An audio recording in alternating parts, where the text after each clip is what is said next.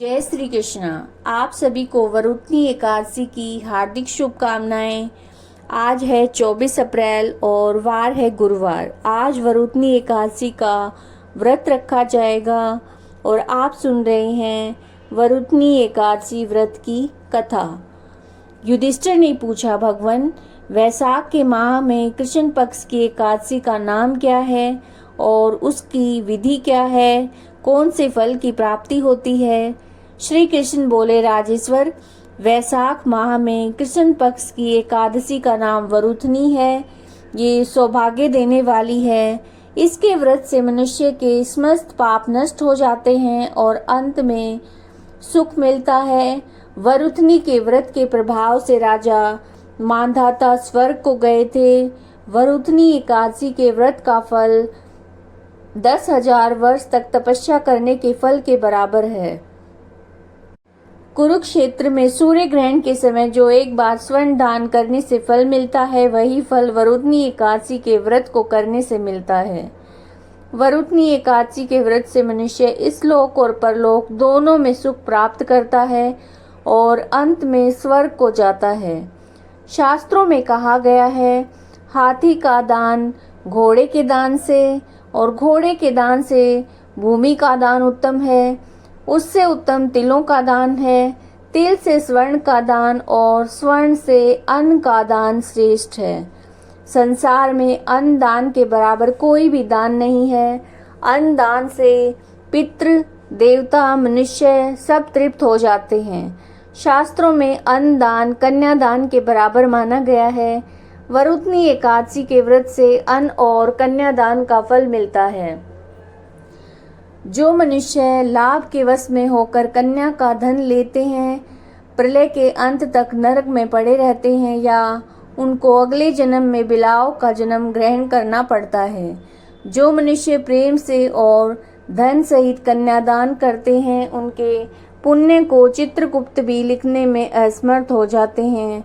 जो मनुष्य इस वरुथनी एकादशी का व्रत करते हैं, उनको कन्यादान का फल मिलता है।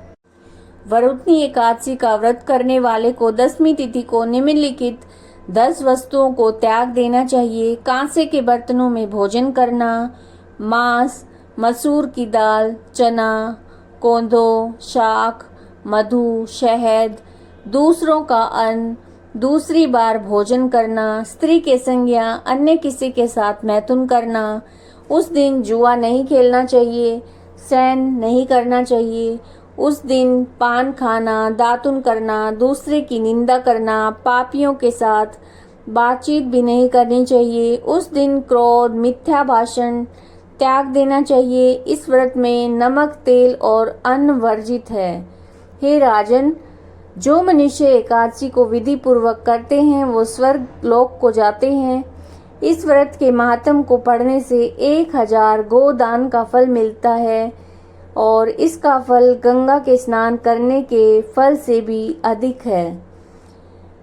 संयम सौभाग्य का आधार है। हर प्रकार संयम रखने से प्राणी के सुख और सौभाग्य में वृद्धि होती है। यदि व्यक्ति में संयम नहीं है तो उसके द्वारा किए गए तप, त्याग और भक्ति पूजा आदि सब प्रभावहीन हो जाते हैं। प्राचीन समय की बात है। नर्मदा नदी के तट पर मांधाता नामक राजा राज्य का सुख भोग रहा था। राजकाज करते हुए वह अत्यंत दानशील और तपस्वी था। एक दिन जब तपस्या कर रहा था तो उसी समय एक जंगली भालू आकर उसका पैर चबाने लगा। थोड़ी देर बाद राजा को घसीटकर वन में ले गया। जब राजा ने घबराकर तामस धर्म के अनुकूल हिंसा, क्रोध न करके भगवान विष्णु से प्रार्थना की, भक्त वत्सल भगवान प्रकट हुए और भालू को चक्र से मार डाला। राजा का पैर भालू खा चुका था। इससे वो बहुत शोकाकुल हुआ। विष्णु भगवान ने उसको दुखी देखकर कहा, हे वत्स, मथुरा में जाकर तुम मेरी वाहरा अवतार मूर्ति की पूजा वरुथनी एकादशी का व्रत रखकर करो।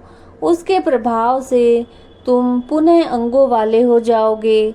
भालू ने जो तुम्हें काटा है, ये तुम्हारा पूर्व जन्म का अपराध था। राजा ने इस व्रत को अपार श्रद्धा से किया और सुंदर अंगों वाला हो गया। ये आप वरुथनी एकादशी व्रत की कथा सुन रहे थे।